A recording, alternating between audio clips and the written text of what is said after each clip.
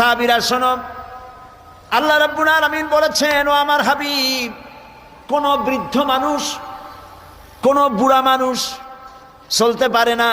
এই লোকটি যখন আমার দরবারে হাত তুলে যখন কান্দে আর বলে, আল্লাহ, আগের মতো রোজগার করতে পারি না বলে সংসারে আমার কোনো দাম নাই, আমি আগের মতো চোখে দেখি না, আগের মতো কানে শুনি না, আগের মতো দাঁড়াইতে পারি না, হাঁটতে পারি না, কোনো জায়গায় মূল্য নাই, দাম নাই, আর তোমার কাছে যে আমি চাইবো সাহসও পাই না, কারণ বিগত জীবনটা নাফরমানি করে কাটাইছি।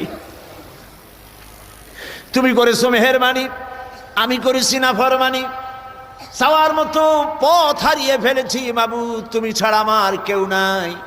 আল্লাহ বলেন, ও আমার নবী, আমার বৃদ্ধ বান্দা যখন এভাবে কাতরাতে থাকে, আমার তখন শরম হয় এই বুড়া বান্দাটারে কেমনে খালি হাতে ফিরায়।